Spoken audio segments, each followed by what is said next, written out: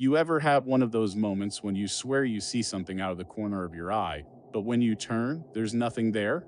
I've always shrugged those off as tricks of the mind, little glitches in perception. But now I know better. My name's Evan. I'm 29, work in it, and until recently, I considered myself a pretty rational guy. I'm not the type to scare easily, at least, I wasn't. What happened last fall changed that. It started innocently enough. I'd just moved into a small rental house on the outskirts of town. It wasn't anything fancy, a one-story place with creaky floors and an old water heater that groaned every time I turned on the tap. But it was cheap, and I liked the idea of having my own space. The neighborhood was quiet, too quiet. Most of the houses were empty, either foreclosed or up for sale. The only sign of life was the old man, 2 houses down, who sat on his porch every evening, smoking a pipe and staring off into the distance. The first night, I slept like a baby. Moving boxes and unpacking had left me exhausted, and I was out as soon as my head hit the pillow. The second night, I woke up at exactly 3:14 a.m. to the sound of tapping. It was faint, just a light tick, tick against the bedroom window. I lay there for a moment, groggy and disoriented, trying to figure out what it was. Maybe a branch brushing against the glass. But when I looked outside the next morning, there were no trees near the window. The third night, it happened again. This time, I was wide awake, staring at the ceiling and waiting for it. Sure enough, at 3:14 a.m., the tapping started. It was more deliberate this time, almost rhythmic, like someone was drumming their fingers against the glass. I didn't check. I couldn't. Instead, I pulled the covers over my head like a scared kid and told myself it was nothing. The next morning, I checked the window. There were no marks, no signs of anything unusual. I even went outside to look, nothing. I laughed it off, convincing myself it was just the house settling or maybe an animal. But then it got worse. A few nights later, I woke up to the sound of footsteps. Not inside the house, thank God, but outside, circling the property. Slow, deliberate steps crunching over the gravel driveway and through the dry leaves in the yard. I stayed perfectly still, my heart hammering in my chest. The footsteps stopped outside my bedroom window. I don't know how long I lay there, barely breathing, before I finally mustered the courage to peek. I pulled the curtain back just a sliver, enough to see the driveway. It was empty. No one was there. I tried to tell myself I'd imagined it, but I knew better. The footsteps were too real, too distinct. The next day, I bought motion sensor lights and set them up around the house. I even called the police, but they brushed it off, saying it was probably a stray animal or a prank. For a few nights, things were quiet. The lights didn't go off, and I started to think maybe they were right. Maybe I'd let my imagination run wild. Then came the night I saw him. I was sitting on the couch, working on my laptop, when the motion light outside the living room flickered on. My heart jumped, and I froze, staring at the window. At first, I didn't see anything. But then, just at the edge of the light, a figure stepped into view. He was tall and thin, wearing dark clothes and a baseball cap. His face was in shadow, but I could feel his eyes on me. I didn't move. I didn't even breathe. After what felt like an eternity, he turned and walked away, disappearing into the darkness. I called the police again, but by the time they arrived, he was long gone. They searched the area and found nothing. No footprints, no signs of forced entry, nothing. I started sleeping with all the lights on and a kitchen knife under my pillow. A week passed with no sign of him, and I began to relax. I told myself it was probably just some creep passing through, someone who got a kick out of scaring people. But deep down, I couldn't shake the feeling that he'd be back, and I was right. Last Friday, I woke up at 3:14 a.m. to the sound of my front door creaking open. I bolted upright, every nerve in my body on high alert. The motion lights didn't come on, which meant whoever it was had already made it inside. I grabbed the knife from under my pillow and crept toward the bedroom door, my heart pounding so hard it felt like it would burst. The house was silent, except for the faint sound of footsteps moving down the hallway. I pressed myself against the wall, clutching the knife with sweaty hands. The footsteps stopped just outside my bedroom. I held my breath, waiting for the door to open, but instead, I heard something that made my blood run cold. A whisper. Evan. My name, spoken in a low, rasping voice. I don't remember much after that. I think I screamed. I know I ran out the back door, barefoot and in my pajamas, and didn't stop until I reached the old man's house 2 doors down. He let me in without a word, his expression grim, like he'd been expecting me. "You saw him, didn't you?" he asked. I nodded, too shaken to speak. He sighed and lit his pipe, staring out the window. "He's been around here for years, always picks someone new when the last one moves away. I don't know who he is or what he wants, but he always comes back." I left that night, packed a bag and drove to a motel on the other side of town. I haven't been back since.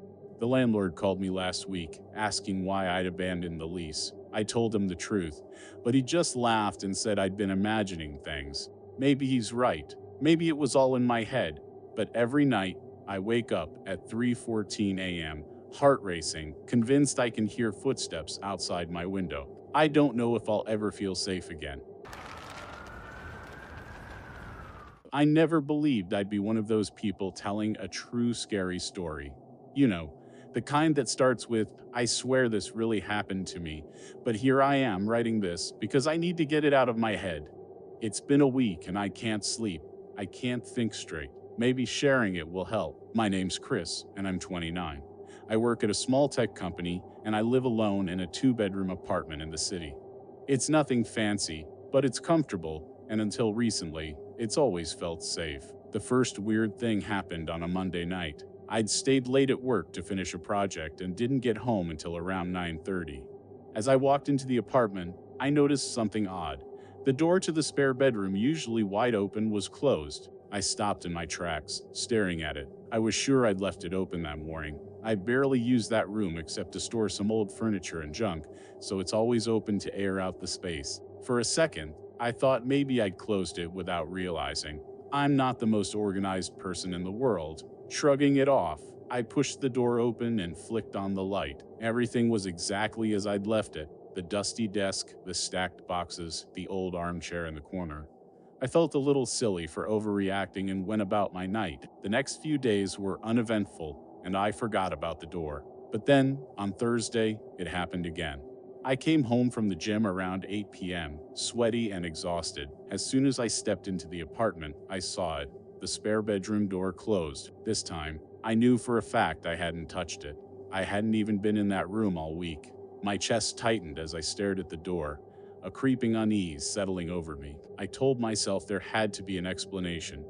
Maybe the building's maintenance crew had come in while I was out, but I hadn't submitted any requests, and there was no note. I stood there for a long moment, debating whether to open the door. Finally, I worked up the nerve. The room looked the same as always, except for one thing. The armchair in the corner had been turned to face the door. I felt a cold shiver run down my spine. I didn't even step inside. I slammed the door shut and locked it. Then I spent the rest of the night checking all the windows and doors, making sure everything was secure. By the time I went to bed, I'd almost convinced myself it was my imagination. Maybe I'd moved the chair myself and forgotten. Maybe I was overthinking it. But deep down, I knew something was wrong. The next morning, I called the building manager to ask if anyone had entered my apartment. He assured me that no one had, and the locks hadn't been changed in years. "Maybe it's a draft," he suggested. "Old buildings can be quirky." I didn't buy it, but I didn't push the issue. For the next few days, I avoided the spare room altogether.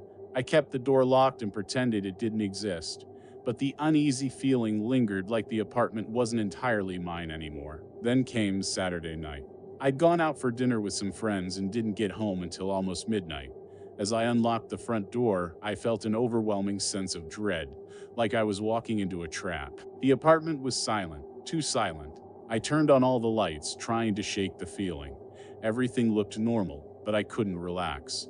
I poured myself a glass of whiskey and sat on the couch, scrolling through my phone to distract myself. Around 1:30 a.m., I heard it, a soft creak, coming from the direction of the spare room. My heart started pounding. I tried to tell myself it was nothing, just the building settling, but the sound came again, louder this time. It was the sound of a door slowly opening. I froze, staring down the hallway. The spare room door was open, the faint light from the hallway spilling inside. I grabbed the nearest thing I could find, a heavy flashlight, and crept toward the room. every muscle in my body tense. The door was open just enough for me to see inside. The armchair was back in its original position, facing the wall. I reached out with a shaking hand and pushed the door open all the way. The room was empty, but on the wall above the armchair, someone had scrawled 3 words in what looked like charcoal. "Get out now." I stumbled back, my breath catching in my throat. My first thought was to call the police, but my hands were shaking so badly I could barely dial. The operator tried to calm me down as I explained what had happened. Officers arrived within 10 minutes, but by then, the writing on the wall was gone. I swear it was there. I know what I saw. The police searched the apartment and found no signs of forced entry. They told me it was probably a prank or my imagination, but their skeptical expressions told me they thought I was crazy. I spent that night at a friend's place, unable to face the thought of being alone in that apartment. The next day, I went back to pack up some essentials. I was planning to stay with my parents for a while, maybe even break my lease and move out entirely. As I walked into the spare room one last time, I noticed something I hadn't seen before. The armchair's fabric was worn and faded, but in the dim light, I could make out a faint impression on the seat, like someone had been sitting there for a long time. That was it for me. I grabbed my things and left, not bothering to lock the door behind me. It's been a week, and I still haven't gone back. I don't know what was happening in that apartment, and I don't want to find out. But every night, as I lie awake in the dark, I can't shake the feeling that I'm not alone. Sometimes, when the house is quiet, I hear the faint creak of a door opening. You ever wake up in the middle of the night, convinced someone's watching you? Not just the vague feeling of unease, but the bone-deep certainty that someone or something is in the room with you. I thought it was all in my head. I mean, how could it not be? I live alone, or at least I thought I did. My name's Nathan, and I'm 31. I work as a graphic designer, which means I spend most of my time at my apartment, hunched over a computer. It's a decent place, 1 bedroom, nothing fancy, but it's quiet, and I've always liked that about it. Quiet feels safe. That changed about 2 weeks ago. It started with small things. One night, I came back from the grocery store and noticed the door to my bedroom was slightly ajar. I was sure I'd closed it before leaving. I even remembered hearing the latch click. I brushed it off, maybe it hadn't caught properly, or I'd been distracted. The next morning, I found the hallway light on. I never leave that light on. I'm meticulous about turning everything off before bed. But again, I convinced myself it was just forgetfulness. You can only convince yourself for so long, though. A few days later, I was sitting in the living room, working on a project late at night. The apartment was dead silent except for the occasional hum of my laptop. Out of nowhere, I heard a faint thud from the bedroom. It was soft, almost imperceptible, like something small falling onto carpet. I froze, my fingers hovering over the keyboard. I told myself it was nothing. Probably just something shifting in the closet. But when I finally worked up the nerve to check, everything was exactly where it should have been. Nothing had fallen. That's when the dreams started. I'd wake up in the middle of the night, drenched in sweat, my heart hammering. The dreams were always the same. I'd be lying in bed, paralyzed as a shadowy figure loomed over me. It never moved, never spoke, but the weight of its presence was suffocating. I'd wake up gasping for air, convinced I could still feel its gaze on me. During the day, I'd laugh it off. Nightmares were normal, right? Stress from work, or maybe too much caffeine. But deep down, I felt like something was wrong. The turning point came last Thursday. I was watching a movie, trying to unwind, when I heard it again, a soft thud, this time coming from the kitchen. My stomach dropped. It was too deliberate to ignore. I paused the movie, straining to listen. My pulse was so loud it drowned out everything else. Then came the creak. It was faint, but unmistakable, the sound of a floorboard shifting under weight. Someone was in my apartment. I grabbed the nearest thing I could find, a heavy ceramic mug, and crept toward the kitchen. My hands were shaking so badly I almost dropped it. The kitchen was empty, but something wasn't right. The back door, which led to a small balcony, was unlocked. I never leave it unlocked. I locked it immediately, double-checking the handle. My heart was racing, and my palms were slick with sweat. Maybe I'd left it unlocked earlier, though I couldn't remember doing so. That night, I barely slept. The next morning, I called my landlord, asking if anyone else had access to my apartment. He said no, the locks hadn't been changed since I moved in, and I was the only one with a key. I thought about calling the police, but what would I say? Bet I heard a few noises and felt uneasy. They'd laugh me off. I decided to install a security camera instead, just a cheap one I could set up in the living room. At least then I'd have proof if something or someone was sneaking in. The first night with the camera, nothing happened. The second night, same thing. I started to feel a little stupid, like I'd been making a big deal out of nothing. But then came the third night. I woke up at 3:12 a.m. to the sound of a loud crash. My heart felt like it was going to burst out of my chest as I scrambled to turn on the bedside lamp. The light flickered for a moment before steadying. The crash had come from the living room. I grabbed my phone and pulled up the camera feed, praying I wouldn't see anything, but I did. On the screen, the living room was empty, but the coffee table had been overturned. A few books and my laptop were scattered on the floor. I couldn't move. My hands were clammy and the phone felt like it was going to slip from my grip. Then, in the corner of the frame, something moved. It was quick, a shadow darting across the edge of the screen. I froze, staring at the playback, hoping I'd imagined it. But it was there, unmistakable. I spent the rest of the night locked in my bedroom, clutching a baseball bat I hadn't used since high school. The next morning, I watched the footage again. It was the same, nothing but that faint shadow. I showed it to a friend, hoping they'd have a logical explanation. Maybe it's a bug crawling on the lens, they said, or a trick of the light. But I could tell they didn't believe it either. Things escalated after that. Every night, I'd hear something: footsteps, a door creaking, the faint sound of breathing. I stopped sleeping entirely, running on caffeine and adrenaline. One night, I heard a whisper. It was so quiet I almost didn't catch it, but it was there, unmistakable. Nathan. My name. I can't even describe the terror that coursed through me. I stayed up the entire night, too afraid to move. I finally broke down and called the police. They came, checked the apartment, and found nothing. No signs of forced entry, no evidence of anyone else being there. They told me it was probably my imagination, maybe stress or lack of sleep, but I know what I heard. I moved out a week later. Even now, in my new apartment, I can't shake the feeling that I'm not alone. Sometimes I wake up in the middle of the night and think I hear footsteps or the faint whisper of my name. I try to tell myself it's just paranoia, a lingering fear from what happened. But deep down, I know the truth. You're never really alone. Have you ever been so sure you were alone that the sound of a knock felt like a punch to the chest? That's what happened to me 3 weeks ago. I'm not talking about a polite knock at the door. This was deliberate, heavy, like whoever was on the other side wanted me to know they were there. I live alone in a modest, single-story house in a quiet suburb. My name's Jason, and I'm 32. I work as a freelance graphic designer, which means I spend a lot of time in front of my computer, headphones on, and coffee in hand. My life's not exactly exciting, but I like it that way. It was a Friday night, and the air had a chill that hinted at the first signs of winter. I had no plans except to watch a movie and relax after a long week. The kind of night where you feel safe in the cocoon of your own home. The knock came around 11:15 p.m. At first, I thought I'd imagined it. I was halfway through a horror movie, and my mind was already in that heightened state where every little sound feels significant.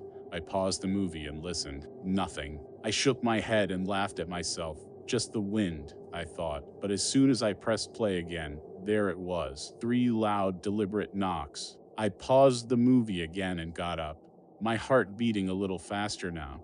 I walked to the front door, trying to convince myself it was just a delivery driver at the wrong address. When I peeked through the peephole, there was no one there. I stood there for a moment, staring out into the empty street. The porch light illuminated my small front yard, and everything was still. No cars, no people, nothing. I locked the door, double-checked the deadbolt, and went back to the couch, feeling a little uneasy but trying to brush it off. A few minutes later, the knocking came again. This time, it wasn't at the front door. It was at the back. My stomach dropped. The layout of my house meant I couldn't see the back door from where I was sitting. I had to walk through the kitchen to get there. My mind raced with explanations. Maybe it was a prank. Maybe a neighbor needed help, but something about the timing felt wrong, too calculated. I grabbed a knife from the kitchen drawer before heading to the back door. The blinds over the window were drawn, and I hesitated for a moment before pulling them aside. There was no one there, but on the glass, smeared in what looked like mud, was the outline of a handprint. I stared at it, frozen. My backyard is fenced in, and the gate was locked. There was no way someone could have gotten back there without me hearing them. I turned on every light in the house and checked all the locks again. I even went outside with a flashlight to inspect the yard, my breath puffing out in nervous little clouds. Nothing. For a while, I just sat in the living room, staring at the TV without really watching it. I told myself it was over, that it had to be some weird coincidence, maybe even my own handprint from earlier that day. The next hour was blissfully uneventful, and I started to feel like an idiot for overreacting. I got ready for bed, leaving a lamp on in the hallway as a small comfort. Around 2 a.m., I woke up to the sound of creaking. At first, I thought it was just the house settling. Old houses make noises, it's part of their charm, right? But this creaking was different. It was rhythmic, deliberate, like footsteps.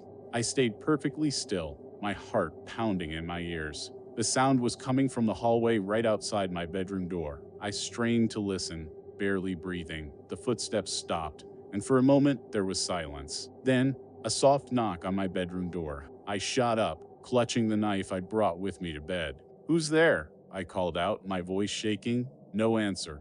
I stared at the door, every muscle in my body tensed. The knock came again, louder this time. I didn't open the door. Instead, I called the police, my hands trembling as I tried to explain what was happening. The operator stayed on the line with me until the officers arrived, but when they searched the house, they found nothing. No signs of forced entry, no footprints, no evidence that anyone had been there. They told me it was probably a prank or my imagination and left, but I knew better. I didn't sleep that night. The next morning, I found another handprint, this time on the outside of my bedroom window. For the next few days, nothing happened. I started to relax, thinking maybe it really had been a one-time thing. Maybe the cops had scared them off, but the unease never fully left me. I started noticing little things, objects slightly out of place, faint tapping sounds at odd hours. Nothing major, just enough to keep me on edge. Then, last night, everything escalated. I was lying in bed, scrolling through my phone when the lights flickered. I sat up, staring at the ceiling. The power went out completely. My first thought was to grab my flashlight, but before I could, I heard the footsteps again. This time, they weren't just in the hallway. They were everywhere. Above me, below me, all around the house. It sounded like a crowd, dozens of people moving in unison, their steps echoing through the walls. And then, just as suddenly as it started, it stopped. The silence was worse. I sat there in the dark, gripping the knife so tightly my hand ached. That's when I heard it, a whisper, so close it felt like it was right next to my ear. "Jason." I ran. I didn't stop to grab anything. I bolted out the front door and didn't look back. I spent the night in my car, parked in a well-lit gas station lot, with the doors locked and the engine running. I haven't been back to the house since. I don't know what I experienced or why it happened to me. All I know is that I can still hear the whispers when it's quiet, faint, and distant, like they're waiting for me to come back. And the worst part? I think I saw something in the rearview mirror as I was driving away. Just a shadow, tall and thin, standing in the doorway of the house, watching me leave.